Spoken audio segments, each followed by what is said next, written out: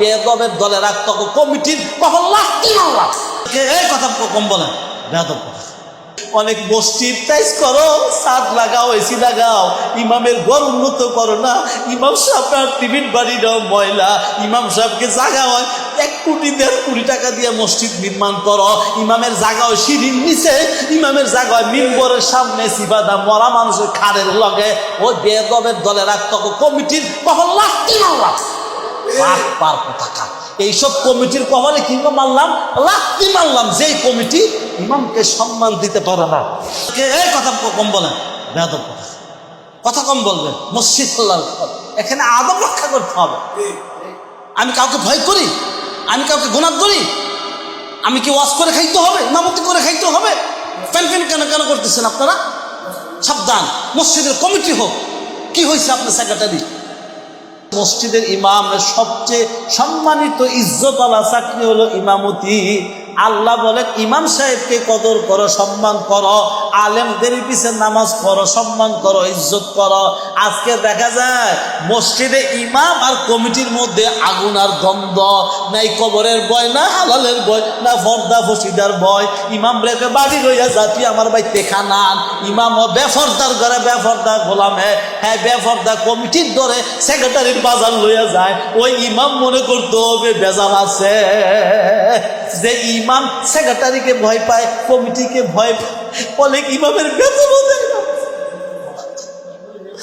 আবাসী ভাষায় বলে 70 দিনের বেতন, খোদার গজব আসবে তোদের উপরে।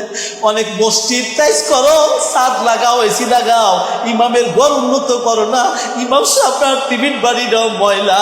ইমাম সাহেবকে জায়গা হয় 1 কোটি 1.5 কোটি টাকা দিয়ে মসজিদ নির্মাণ করো।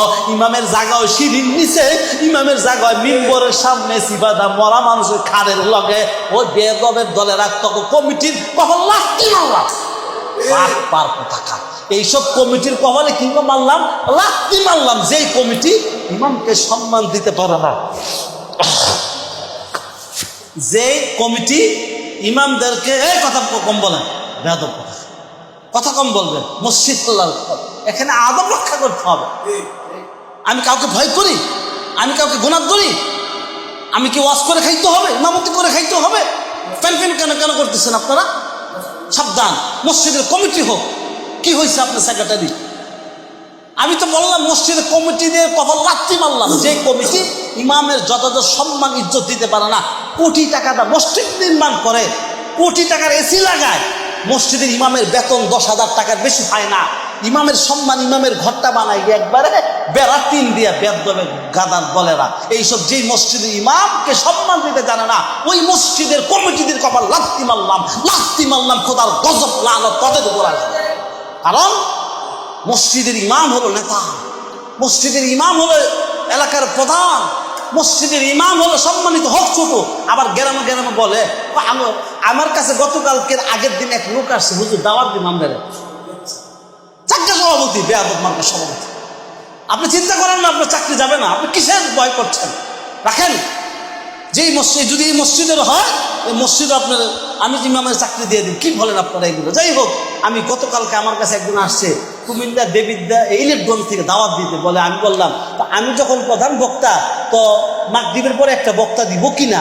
বলে হুজুর আমাদের মসজিদের যে ইমাম আছেন, ইমাম সাহেবকে দিয়ে আমরা মাগরিবের সময় হাইন জ্বালাফাও চালাইলাম। আমি বললাম ইমামের সম্মান এত কম কেন? পরে আমি যাইয়া জিজ্ঞাসা করলাম, চুপ থাকলাম। বলে ইমাম সাহেবের 200 টাকা 300 টাকা দেয়। ইমাম কি লেখাপড়া করে নেই? ইমাম কি কোরআন হাদিস জানে না? ইমাম কেন আপনি? ইমামের দোয়াটা 5 ওয়াক্ত নামাজের পরে ইমাম আপনার জন্য দোয়া করে। আর যে আমার মতো প্রধান বক্তাদেরকে নিচ্ছেন, নেওয়ার পরে তো একদিন খাইয়া তেয়ালু মোড়া একটা লই আইয়া পড়ি। আরে ভাই, আপনি প্রধান বক্তাকে সম্মান দিচ্ছেন, প্রধান বক্তা সম্মান পাওয়ার যোগ্য না? একটা মসজিদের ইমাম, গ্রামের মহল্লার সাধারণ ইমাম আপনার কাছে সম্মানিত হওয়া দরকার।